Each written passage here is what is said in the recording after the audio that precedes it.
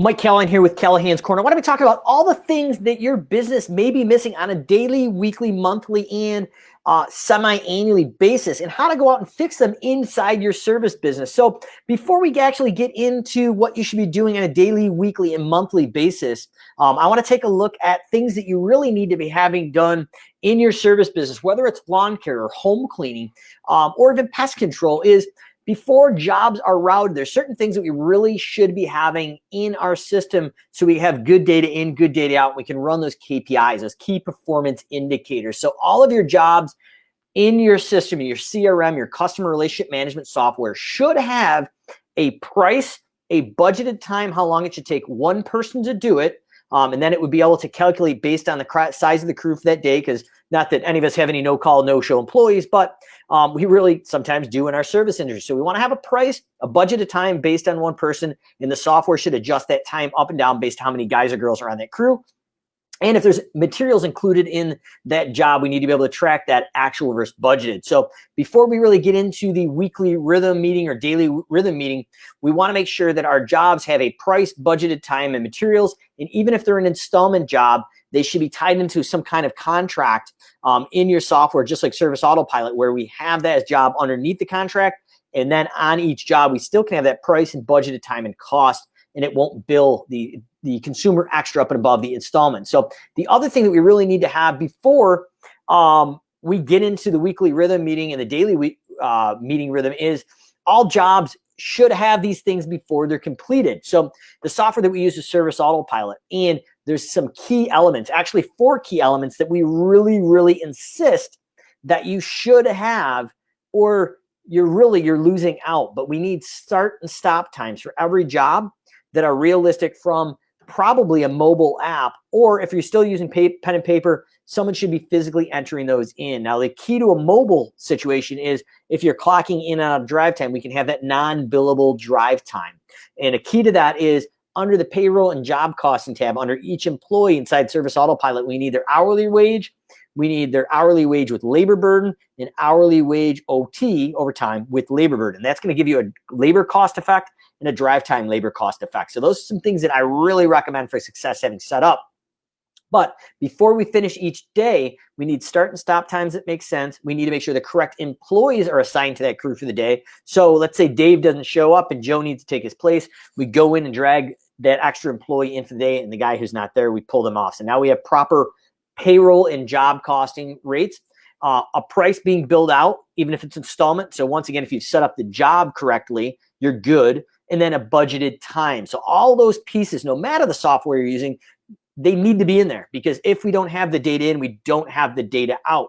So we've set up the jobs correctly. The end of each day, we've got proper data there. If the guys and girls on the crews haven't clocked in and out or haven't written it down on the paper, somebody in your office, a manager, the business owner, somebody should be going to those crews the following morning and saying, hey, 123 Main Street doesn't have a start and stop time, or it looks like you clocked in and out under a minute. When did you start and stop? Or was there a reason why you skipped this job? So everything is being tracked within 24 hours to make sure it's done the right way. Now, let's get back into the main topic here of things that you may be missing in your service business. Because in my business, we were missing this in the original rhythm before we actually got in and built it out. But on a daily basis, we need to be going in and running a report. So we have daily budget versus actual times with compliments and complaints that were sourced from the office or a production manager that actually went out in the field and did some random QC quality control checks. So we want to be able to take the data from the day before and be able to give it to the crews for real-time feedback with a quality control standard. Now, based on the size of your organization, even if you're a one-man solo entrepreneur, lawn care, home cleaning, you really want to be able to look at what you did the day before and be able to see if you were on budget or not on budget, so you have real-time data of where you're at. Now, on a weekly basis, we want to report out the budget versus actual for all the crews and each individual crew. So each day, we're going to track our budget versus actuals. And then at the end of the week, probably the following Monday, I'm going to make it a Monday huddle. I'm going to have accountability for each crew, where they were at with their budget versus actual and the quality constraint. And then we give a snapshot of where the company was, or per division, for each budget versus actual with quality control constraints for that. So now the next thing is, now that we've got our daily and weekly rhythm, so we're having a quick huddle each day to repeat back to the crews what they did, and if there's any missing data, we get it. Weekly, we have the Monday huddle. That's going to be the week in review. And monthly, we want to report out on the monthly budget versus actual for all crews, and report out on potentially each and every job that we do. So if we have a weekly cleaning or a weekly lawn mowing, it's not enough to look at it each day and each week. On an overall average, we probably want to run a job cost report to say, if my goal per lawn mowing team member, per cleaning member is $55 per hour, and I'm only generating, say, $45 an hour on certain jobs, what's that delta look like? Is it a system or process issue, or is that job actually underestimated?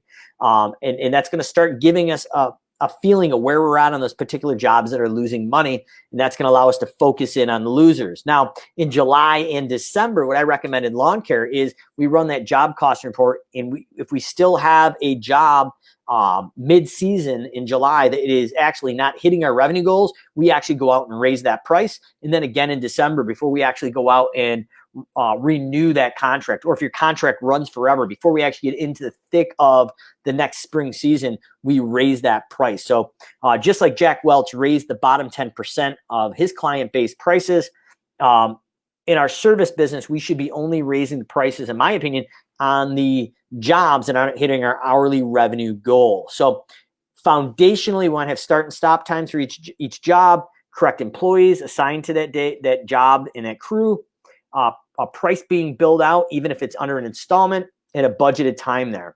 Now, at the end of each day, we're doing our budget versus actual and reporting out the following morning to our crews. And if there's any missing data, we're getting it then. Weekly, every Monday, it's a week in review from the previous week. We're going to do our budget versus actual with quality control, complaints, and compliments. And monthly, we're going to go in and take an overall look at the budget versus actual and potentially dive into a job costing report to go in and see exactly what jobs or clients are not meeting our hourly revenue threshold. And then at least twice a year, I recommend, at least in the Northeast and even most of the Southern markets or Southwest, July and December seems to be really two good points, seasonality, no matter where you're out in the US or Canada. July is that mid-season mark. Anybody not hitting our revenue goals, we raise the price up. And then December, we raise that price up before we start to go out and start that season over again. So comments or questions drop below, but a lot of people were asking about what are the things in my business I may be missing on that daily, weekly, or monthly basis, or twice a year, that July, December, and how can I go out and fix them now that we're a little past the midpoint of the season? It's not too late to start dialing in and tracking these things and honing in, because really when we get into the end of Q3 and the beginning of Q1 in the lawn care industry especially, we've recovered 95 to almost 100% of our general and administrative costs. They're really front end loaded. So this is where we want to go in and put the pedal to the metal, create an upsell strategy, and really refine and see where we're at budget versus actual. Because if we're not hitting our goals exactly, there's still some time left to really dial in and fix it. And then the last month and a half of the season, we add that revenue profit to the bottom line. And that's where profits are won or lost, that last month and a half of that lawn care season. So not too late. If you're not doing it, those are the things I recommend on a daily, weekly, monthly, and twice a year basis. So comments, questions, drop below. Callahan's Corner. You ask the questions, we answer them live right here on Facebook.